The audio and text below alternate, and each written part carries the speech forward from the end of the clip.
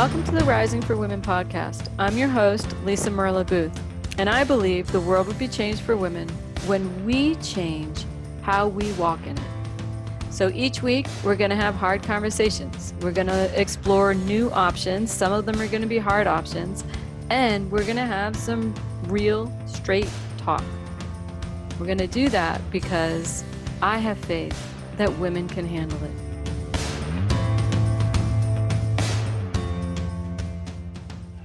Hey everybody, welcome to the Rising podcast, and the three of us, we're back. I'm Lisa Merlo-Booth, this is Dee Marcotte and Arlene Newman, and we're here to talk to you about unhappy relationships, this podcast. And so one of the things Dee, Arlene, and I have all experienced is we have women in our offices and couples in our offices all the time who are in really unhappy relationships, and they don't know what to do. And we see many women kind of making the same mistakes again and again.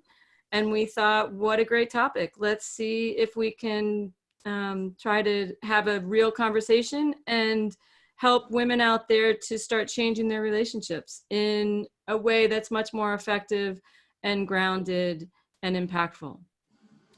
So it's so fun to be hanging out with you guys again. Yeah, good to be here again. Yes. Yeah. What a great topic.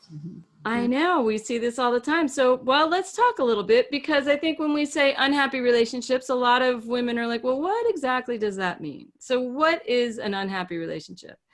If you guys were to kind of talk a little bit about that, what would you guys say? How would you describe an unhappy relationship? What are those?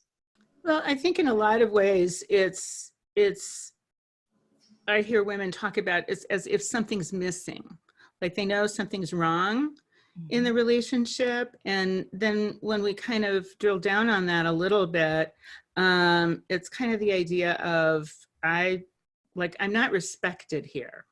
It feels like the person doesn't care, that or they hear me but they don't. Like it's kind of a hear you but I don't kind of thing. Yep. So I hear a lot of dismissiveness, like, you know, they feel like their husbands or wives dismiss them. I would say, and a lot more common with the men. So in heterosexual relationships where they feel dismissed, the men don't listen to them. They say they're too sensitive. They say it's not that big of a deal. So there's this general feeling that they're not equal. They're not on the same level. Mm-hmm. So that might be one form of an unhappy relationship. I mean, there's so many, right. But I would say, like, in general, you're unhappy. Like you're not, it doesn't feel good to come home, right? You're not excited to come home. You're not like, you know, something either really exciting or really sad or hard happens. And the first person you think to share that with is not your partner, or, you know, coming home isn't really your safe place. Yeah. Well, go ahead.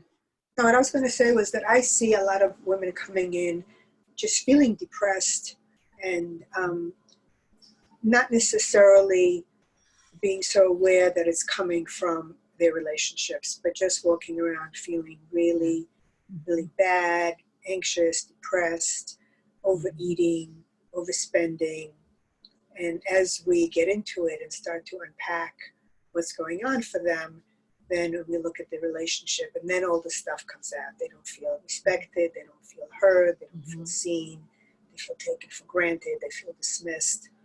I think that's such a great point, because if you ask them if they were unhappy in their relationship, they might not say that. You know, I mean, certainly we have a lot of women who come in who are very explicit. I'm unhappy because one of a common complaint is communication. You know, I feel like we can't communicate every time we're fighting, or one of us or both of us is blowing up or yelling, or there's no emotional connection. There's a lot of different pieces to unhappy relationship. And there's just this, like, their relationships aren't fueling them. And I think a lot of women, there's a difference between some women thinking, oh, well, this is just how relationships are, and other women who are like, no, I'm just really unhappy. And Arlene, what you said is such a great point. They're unhappy, kind of depressed, or a little bit like blah, but they're not quite sure it's really their relationship. It may just be their life in general. And when they slow it down to look, it's more of their relationship than they realize. Yeah, I think a lot about, as you were talking, the idea that people say, or women often say, I feel exhausted all the time. Yeah. So they might not say, I'm so unhappy. I mean, some might say that, but I think more of them, before looking at I'm unhappy, I'm like, I'm so exhausted. I'm so exhausted. This feels so draining. And often this ends up being the relationship if they start looking at it. Mm-hmm. Yeah. And let's get really clear though on what is not an unhappy. Let's talk a moment about what is an unhealthy relationship, because I think that a lot of women normalize relationships that really aren't good, and they just think that that's what happens. So let's also talk a little bit around what is just an unhealthy relationship that women should be aware of and watching and not normalizing. What are some things you guys would say? Someone being really angry, rageful, just mad because you bring something up.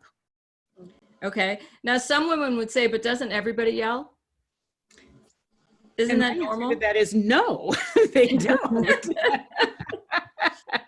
Yes. You know, that I mean, everybody can lose it at times. I mean, it's not like we don't lose it, but that becomes like the way that you communicate. And Right. Every time there's an issue that needs to be brought up, there's yelling and belittling going on. That's not normal, and that's not healthy. Right.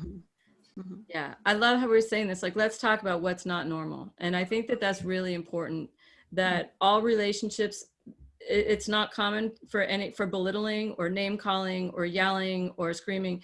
And again, yes, you might have the one off here or there where somebody's like, super stressed and they're going to snap or they're going to say something. However, that's not the norm. You're not always walking on eggshells and trying to calm the beast in the home.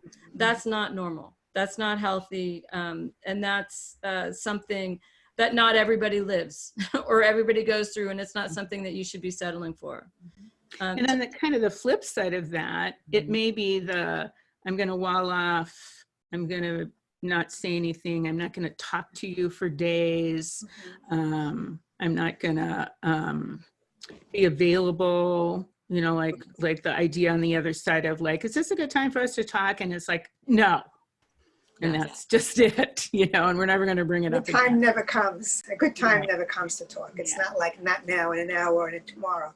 No time is good. So I just wanted to say it doesn't have to be loud and, obnoxious. It can also be very, very quiet and obnoxious. Mm-hmm. Yeah, and that shuts down. I've literally had people where either the woman or the man, or if it's two women, where one of them has they go into the silent treatment. I've had some where they've literally gone into the silent treatment for weeks. That's emotional abuse. That's not healthy. And also shutting down for days. Even women, like, you don't have the right to shut down for days because you don't like what your partner did. You have to come back in. That's emotional abuse, and that's not healthy either. So yeah, absolutely, great point. And also, I don't know if I would put this under unhealthy or just really tough. I think we train men in our world, and I see this so like everywhere. I'm seeing it everywhere now, where men are not having conversations. So the women are very lonely. They're just super lonely. And many of the women, and many of the women are wanting to leave the men. And my heart's going out for these men because they want their marriages, but the men, they just don't know how to show up emotionally. They're literally like, I don't know what to say. I don't know what to do. And so those are also really hard relationships. Those are tough. All right. Anything else around unhappy and what those relationships might look like? I was thinking about I'm sorry. Go ahead. Okay. I was thinking about the women that all of their fun and excitement and good feelings come from outside the relationship. Yeah. The relationship is like what they have to do, but they only look forward to being with their girlfriends, planning, girlfriend trips, just being away. That you said the relationship doesn't fuel them, and I think that's another symptom of it. The fuel comes outside of the relationship, primary relationship. Yeah, that's great. And Dee, we were talking earlier and you had mentioned about invalidators. Say a little bit about that, because women may not really notice that or recognize that as much. And that can certainly lead to you being unhappy in a relationship. Absolutely. So just kind of different ways we're invalidated or dismissed is another word. So one is just someone being inattentive, like you're talking, but I'm not even listening, or I'm on my phone, or I'm doing something. The belligerent invalidators, so they're kind of like, why are you even saying something? Yeah. The controlling invalidators, you don't need to feel that way. You shouldn't feel that way, that kind of stuff. Judgmental invalidators, which are kind of like, well, that's the wrong way to feel, kind of thing. Or that's stupid, or Emotional invalidators. So you were saying earlier, Lisa, that idea of like, oh, you're just too sensitive, or you're too negative, or you're too something that they don't like on the other side. And the fix-it invalidators. Well, just do this. This is what you need to do, and then we don't have to ever talk about it again. Yeah, we're done. Yeah. So those are some subtle things. However, if you're living in a relationship like that, where often when you bring something up or you have a conversation, there's like some type of invalidation going on, that gets old. It gets tiring. Or I have some couples where one person's like, I don't want to listen to what she has to say. I'm not interested in her work. Or the woman is like, I'm not interested in her or his work. And it's not okay. It's not okay. You don't have conversations based only on what you're interested in. That's part of being a couple. So interesting. All right. One other thing that might happen in unhappy relationships is you feel like you're the enemy rather than you're on the same team. And so that can be really tough after a while. When you're in a healthy relationship, you guys can disagree, but that each other, ultimately you're on the same team. And there's like a comfort in knowing that. But when it's constantly like we're the enemy, it gets really old and very hard to solve things. And that can really wear on you after a while.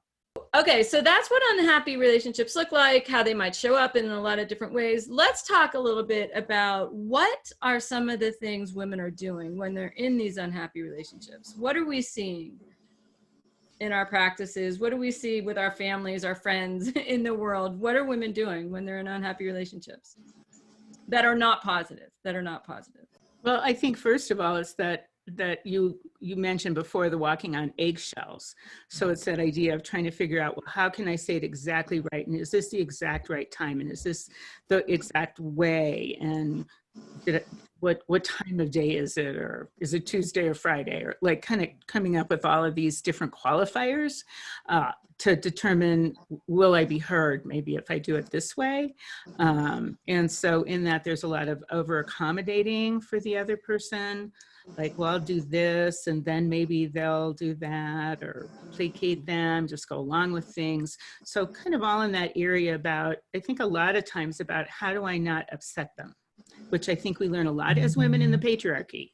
Yes. Don't upset men in particular. That's so true. Do not rock the boat. Go along to get along, nurture, be nice, nice them into, being okay. Don't speak up. Just don't speak up. You're talking about, thinking about when they should speak, but how about just not even thinking that you're going to bring it up? Right. Just swallow it and just manage it by yourself and build up a lot of resentment and really unhappiness and misery. And I see a lot of women with that. They have 1,000 reasons why they do that. Like they can be very convincing. why are you going to say that? Especially around the kids, he's going to just blow up and get, and then the kids are going to be upset and I don't want anything to happen there. Or why are you going to say that? She or he is just going to dismiss you anyway. It's not going to go anywhere. Or Absolutely. I hear that all the time. There's no point. What's the point? What's the point? What's the point? Yeah. He's not going to hear me. This is going to be his response. Why bother? And so, one of the things that I would say to that, just because we hear that so often, is it's so important to say something regardless of how the other person on the other side of you is going to respond, because it's about you having your back, right? It's not always about I'm going to change them or this person, I'm going to get this person to stop it. It's really about I'm worthy enough to stand up and say something. And that can be hard because so many women just train ourselves to just go along to get along. It's okay. Be quiet. It's such a new move for us to even think to actually stand up for ourselves, especially when the person on the other side of us is either not going to respond well, or they're super unhealthy, or, they're going to make it worse or whatever. So I think if we can get that message across that just speaking your truth and what you feel has validity in and of itself, regardless of the results, I think that would be a fantastic step. Yeah, because it's so not how we're trained. No, it's not at all. I think we have to completely retrain the way we see things. Yeah, and that it's good for us to have our voice. Yeah, I see a lot of women doing, I talk so much about a grounded, powerful strength. So I see a lot of women doing the extremes on either side, right? They're in an unhappy relationship and they're either shrinking and placating and over accommodating and silencing and withdrawing, or they're going the opposite way and they're trying to micromanage, they're yelling, they're doing a lot of threats. I see women do a lot of threats. And yes. What I always say to women, the difference between a threat and a limit is follow through. Right? A threat is, women have this idea that if they scare them into changing, that they'll change. I'm going to leave you. I'm going to divorce you, which everybody knows they're not going to do that. So I see that a lot in my practice as well. And then the other thing I see a lot that women do is, I would say they focus 99% of their energy on trying to change the other person on the other side of them instead of changing. I see the same thing. Yeah. Instead of changing their moves, they're trying to change everybody else's. One of the other things that you said that made me think was, a lot of times when I'm trying to talk to women about limits, like how do you set a limit rather than a threat, they come up with this idea of, why do I have to be their mother? I shouldn't have to set a limit like that. Why do I have to be their mother? Oh my gosh, yes. This is not about being their mother.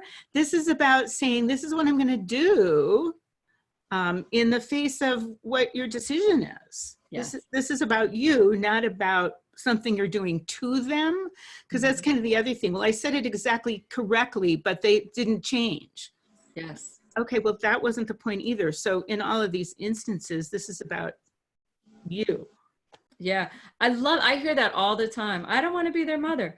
Mm-hmm. This is about self-care. Self-care, it has nothing to do with them. This is simply about, is this behavior okay or not okay? And if it's not okay, you can't just sit back and do nothing and be like, well, they should know it's not okay.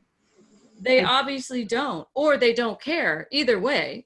And also, maybe you've never told them in a way that was really clear that it's not okay. So you have that's the part you've played in that, by not really saying that's not okay. Right. Very clearly. Yeah. Very clearly, that's not okay. And it's self-care, but it's also self-esteem and self-respect. Mm-hmm. And that's, I love that. It is self-respect. It has to start with you. Yeah. If you don't respect yourself, it's going to be very easy for the other person to treat you the same way as you treat yourself. So it has to start with you. That's so true. The other things that I see that we were talking about a little earlier is they resign themselves. Do you guys ever see that? Oh God. All the time. It's painful to even hear you say that. I think that is a very huge truth. Yeah. I hear I tried that before, but they didn't listen to me, so I just stopped. Yes. And kind of the idea of, okay, but that got you here where you're not very happy in your relationship. So that didn't work. Right. Right. Because it never would. So you have to start having your voice again. And like you were saying, Lisa, regardless of what they're doing on the other side of the fence, you know, you both Well, listen to that. right. That's so true. The other piece, like so many of them on my blog, like I'll do blog posts and I get so many women who are writing in saying, you know, I guess I just have to take this. There's nothing I can do. I have 2 kids. I have, you know, he's not going to do anything. I wish he would love me. I wish I was worthy of love. What's going on? And it's like, this is just their fate. That's like their whole demeanor and their whole thinking is, this is my fate and there's nothing I can do about it. And that victim stance is really harmful to so many women. It is not your faith. Your fate. Your faith. It is not your fate. Maybe their faith. I don't know. It could be your faith that's making you Could be think their faith, right? It could be coming from that. Depends on what your faith is. Right. That's funny. And so, yeah, that's super hard. And then the other one, and I think Arlene, you may have said this a little while ago about parallel lives. They live parallel lives. They go and they, you know, they have a life with their friends and they share all of their struggles and their joys with their friends. And their partners at home, they're like roommates. They're just somebody who's home, but they don't expect any connection there. They don't expect any support there. And they just create a life outside of their relationship. So why do so many women do this? And why do so many women not think to leave these relationships, to either change them or leave them? Why do they keep doing these moves? I think they do it. I think a lot of them do it out of fear. That's one of the key things I see. What do you guys see? I think fear. I think the kind of justifications or excuses, like you were talking about before, that I come up with some way that I say, oh, it's okay because of this, or it's okay because of that, or boys will be boys, or whatever it happens to be in that particular way. So I think there's some of that definitely too that goes on. I see a lot of fear of being alone. Yeah. Fear of never meeting anybody else. Not really having a picture of what else they could have that's different. Yeah, you know, do you ever see, so fear of not meeting somebody else? I also see a fear of, if they leave this person all of a sudden is going to be happy with somebody else. Oh, and somebody they're else, like, yes. Yeah. Yes. Yeah, they'll be everything I wanted with this. Exactly. Somebody else. So, Right. So it's really my fault. It's really, I'm really the one who's inadequate. Right. And how many of you have ever seen them leave this partner and have that partner be like amazing with their next partner? How often do you see that? Never. I haven't seen it once, have you? No, I have not. I've seen, and I've worked with couples, and I know you guys have as well, where let's say, you know, we'll say John and Sally are married. John has an affair with Mary, right? And then I see John and Mary later, and John and Mary have the same issues that John and Sally had. Exactly. Exactly. Right? They're not going to magically become, you know, like this amazing person once you divorce. The same issues are going to show up in your life and theirs if either one of you doesn't do your work. Exactly. Yeah. So that's a funny one. I also see they have a hard time really stepping into these relationships and honestly setting limits and consistently following through because they're afraid that this person is going to leave them. This person's going to get so mad that they're going to just walk. And in my experience, I don't really see the person walking. I see that once women really find the courage to stand up, that more often than not, their partners step up. I don't see their partners leaving as much. Like, that's more rare. What do you guys see on that end? I see the same thing as you. I see as women get stronger and clearer, the men do step up, because what I notice is that men very often don't really hear or get what the woman is asking for if she's not being really clear and direct. Mm-hmm. And once they have clearer direction, I think a lot of it is because of the way men think also. They need a lot of clarity. They need sometimes very concrete things that they're being asked of, and then they have the capacity and the ability to step up. I totally agree with that, Arlene. I think that's right on. I also think that men need to know that the women really mean it. Mm-hmm. Because like women, they might yell and complain, and they may have been saying, you never talk to me, you never talk to me, you got to talk to me, how come, right? But the men, until the women like really step in with that grounded, powerful strength and are very clear about what they're going to do, the men are like, oh, she's having a bad day, or she's just cranky today, or whatever. But when men really feel women that mean it, then the men are like, oh no, and then they'll step up. Mm-hmm.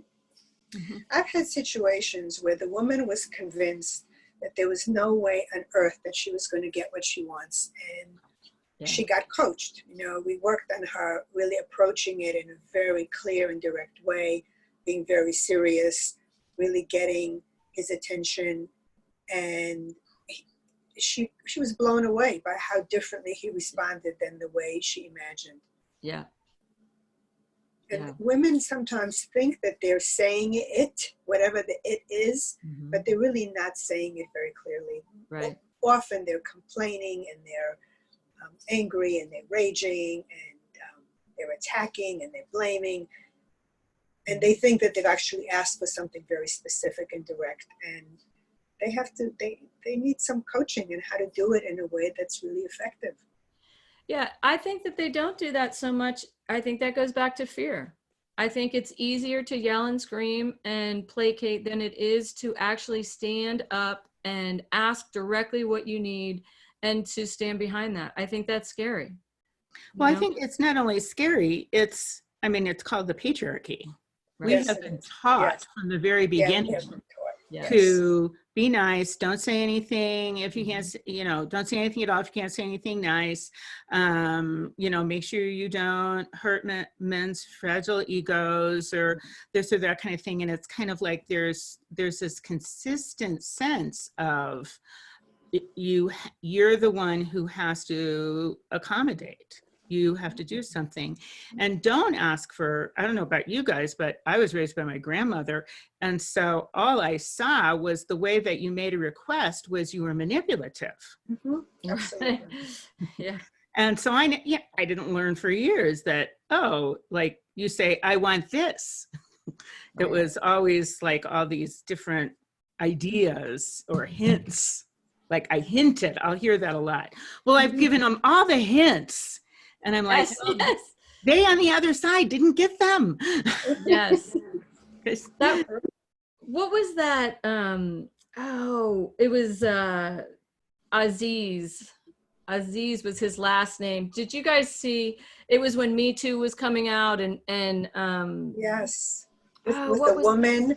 I remember reading it. And what she said was, so he kept wanting oral sex, and then he wanted sex, and she's like, I got quiet, and I tried to show him that I wasn't into this, right? And he never got it, and then like 10 minutes later she gave him oral sex again, right? And she's like, and he kept coming at me, and then he came, and it was like this constant. Her mantra was almost, he should have read the signals. But never did she really just say, hey, if you push one more time, this date is over and I'm leaving. Right? she'd be like, oh, I really, one of the things she said is, I think I'm gonna hate you if you keep doing this. And he's like, oh, it doesn't look like you hate me. Right. And then she gives him oral sex again. Mhm. And it's that whole thing that women think that they're saying something, or they think the other person should read their mind, or if they just manipulatively give these clues that other people should get it. And no, they will not get it. And nor is it their job to read your mind. Mhm.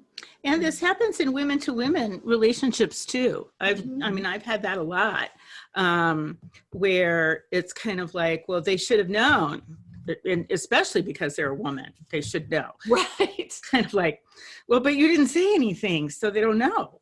Right. Mhm. Right. Nobody knows. I mean, everybody comes in with their own stories and their own beliefs and their own, family of origin, upbringing. There's 1,000 things. And so, no, very few people know, and nor should they.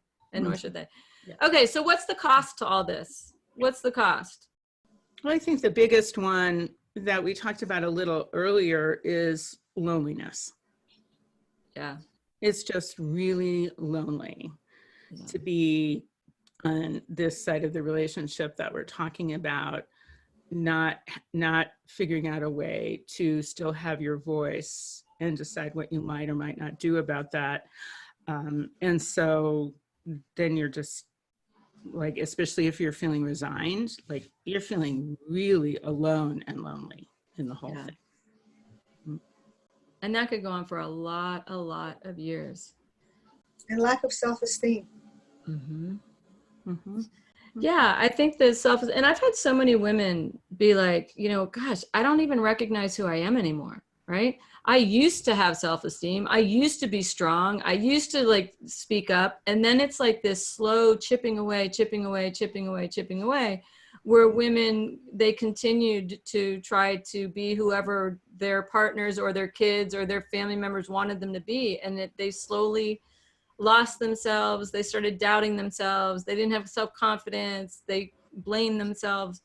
And I think it chips away. And then the women, like, ultimately they lose themselves. And it's hard to be in a healthy relationship if you're not actually in it. Very hard to do that. Yeah. I think just even some of the, like what you're talking about, some of the cost is you start going along with, oh, you're, Mary's wife or Joe's wife, or you're Sally's mother, or you're like, whatever it happens to be. And you start saying to yourself, that's okay, Right. as a way for people to identify me, rather than, yes, I am. And my name is Dee. Yeah, right.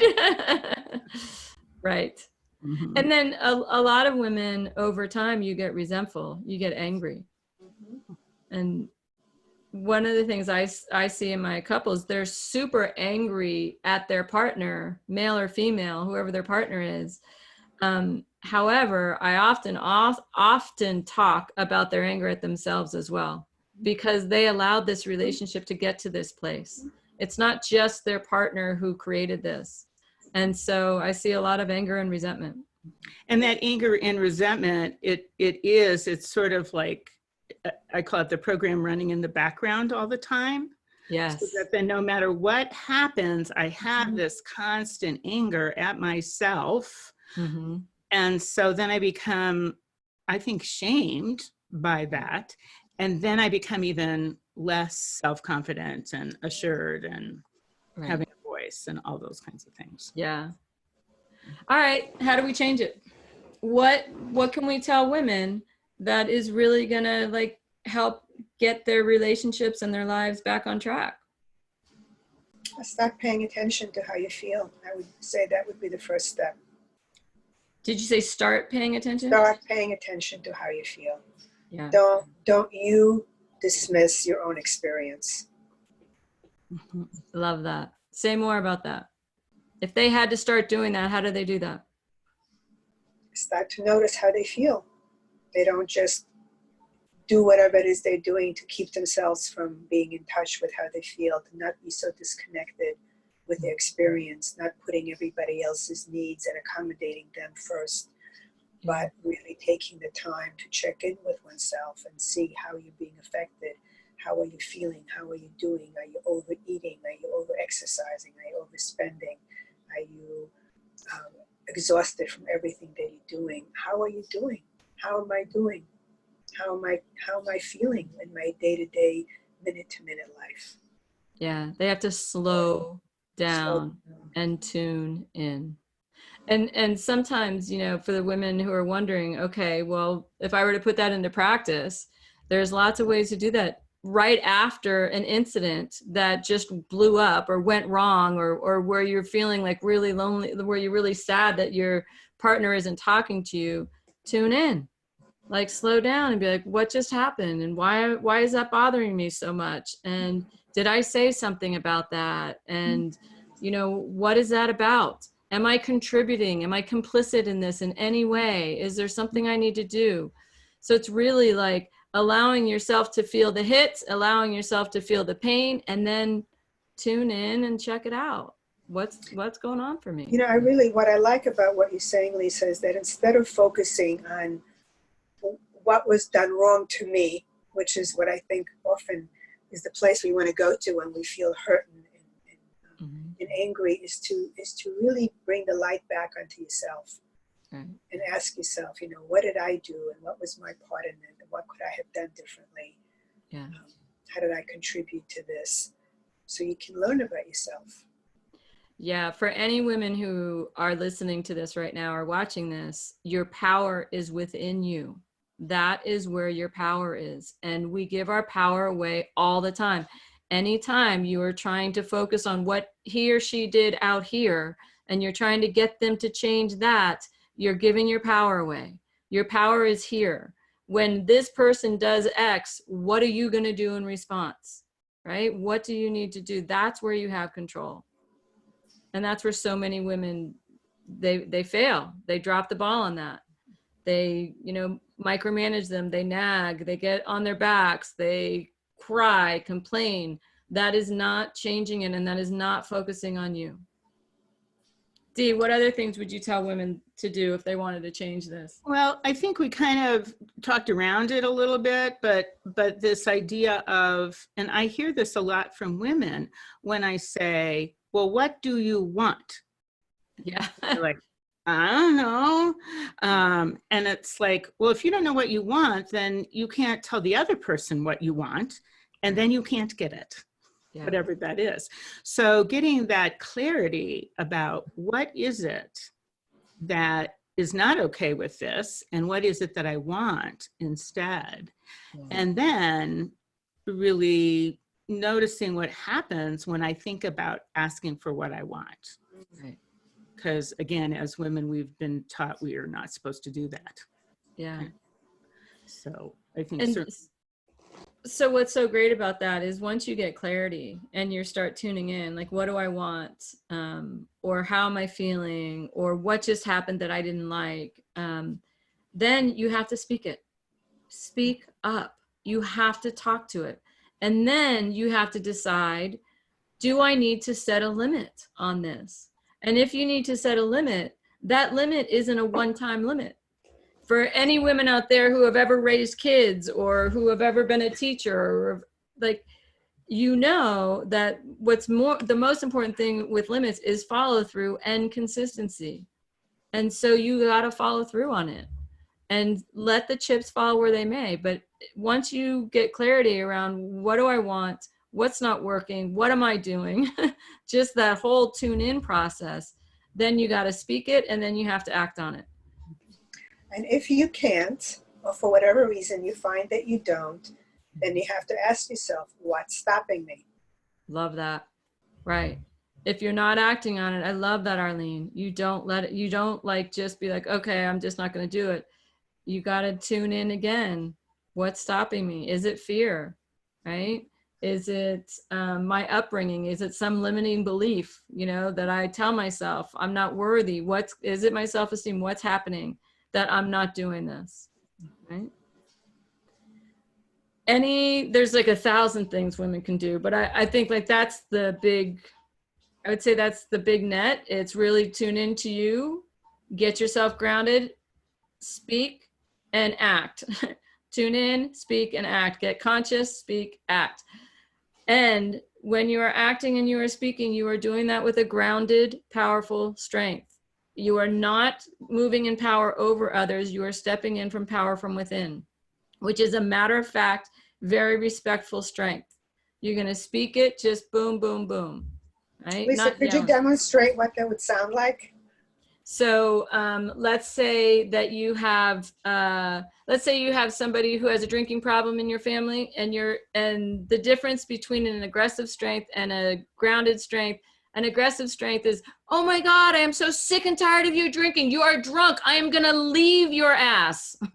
That is power over. Versus coming in with a grounded, powerful strength, which is, your drinking to me is a problem, and I've talked to you many, many times about it.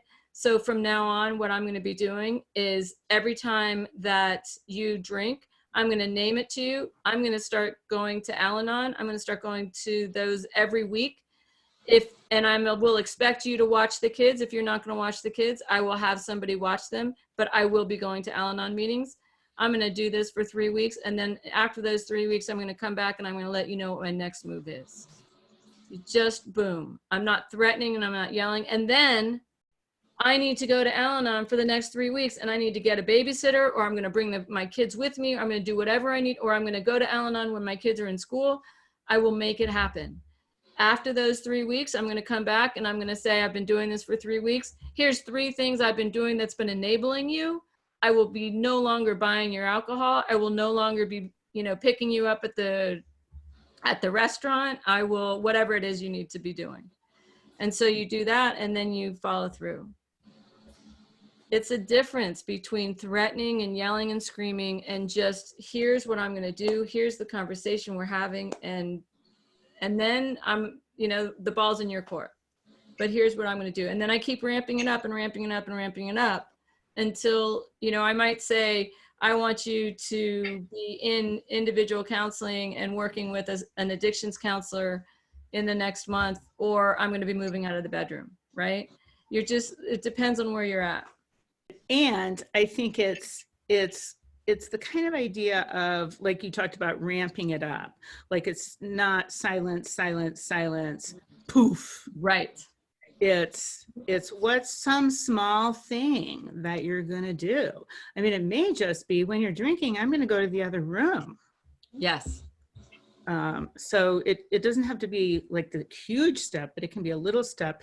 And I think the other thing for everyone listening is the idea that, know that when you do this new step, they are going to come at you with everything they know about how you're terrible or awful, or you're causing this. Or good point, Dee. Good point. They're going to throw out everything. Absolutely. Yeah, sabotage.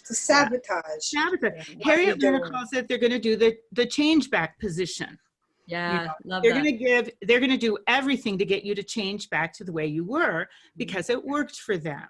So just be ready for that. Just know that that's going to happen. They're going to probably ramp it up before. So glad you brought that up.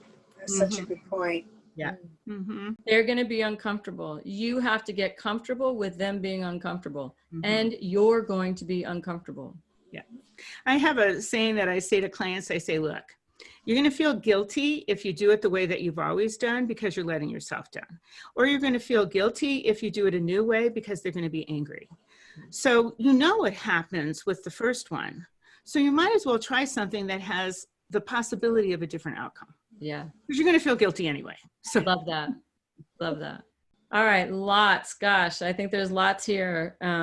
Women, if you have questions, thoughts, if you try we're going to give you a challenge in just a moment. But if you try any of the things that we talked about, please let us know. Leave it in the comments section on the podcast. Ask us questions. We would love to hear from you. Share your successes and your failures. That's okay. Sometimes things are hard. But really start to rise. We have to unhook from the shackles of patriarchy, misogyny, and gender socialization. We have to unhook from those messages. They're killing us. And it's our time to really rise. And our relationships with our husbands, our wives, our parents, our children, our colleagues are all going to benefit when we actually can stand in our grounded, powerful strength. So we challenge all of you to do this. And so, and the most, your relationship with yourself is going to change. Love that. So true. Yeah. And you're giving a huge gift to your children, so they don't have to repeat all the things that you've had to go through. They can learn a different way of being, of relating, and then different expectations of a relationship. And then you change generations. Mm-hmm. That's powerful. Yeah. All right, Dee, you want to talk about the challenge for the women? Challenge, yeah. So women, what we want you to do is what we're going to call get conscious. And there's a couple ways that we're gonna have you do that. One is to ask yourself, what didn't you say today that needs to be said? So where is the place you used one of these strategies that aren't very helpful? And instead of saying what you needed to say at that time, and to become aware. Oh, I did this and I got really mad and yelled rather than saying this was what I wanted, or that kind of thing. And then also looking at, and how is it impacting you? And we've talked about that a little bit, but it is that place about going internal and going, wait a minute, I just did or said X when the person over there did something. How am I feeling about that? Am I feeling good about myself? Am I not feeling good about myself? Am I already feeling angry? Like watching what happens when you perhaps don't say what you need to say. Love that. Okay, so women, your challenge is to tune in, get conscious. I'm going to throw another little piece in there for those women who want to really stretch themselves a little bit. Once you're conscious and you're really tuning in, you're paying attention, when you feel ready, try one little move. Try one action. Do, whether it's speak up or don't act happy if you're not happy, or making a direct request, or if you're really courageous, setting a limit. But try one small thing after you've tried to be conscious, more conscious for a couple weeks. And then Arlene, you want to do the men's challenge? No. Okay. That's funny. I can't remember what it was that we said about there you go. That's funny. What did we say? I think we said that men have to start paying attention. They have to start paying attention when the women speak, and start also becoming more conscious. All the ways that they want to avoid hearing what is being said, and all the ways that they want to be defensive or avoid or deny. So I think it's consciousness for everybody. Just become more aware of the impact of your own behavior. Absolutely. So I'm going to do the same thing with the men's challenge. So the first one is men, get conscious of all the ways you're defending, you're fixing, you're shutting women down, you're dismissing them, you're not really listening to the women in your life. And once you get conscious of that, push yourself to actually pause and listen and be present, and see how difficult that is for you. So first, everybody, the next week or two, just get conscious, just pay attention, don't do any changes. And then after a week or two of doing that, see if you can step in and do one small change, and let us know how it goes. Yeah, we'd love to hear from you. Yeah, we would. It would be great. So, all right, there you go. Everybody stay safe, stay healthy, and we will talk to you in 3 weeks. Take care. Thank you again for joining us this week. And always remember, you have the power to change the world for women by changing how you walk in it. I challenge you to choose one way to stand in your grounded, powerful strength this week and be part of the ripple of change.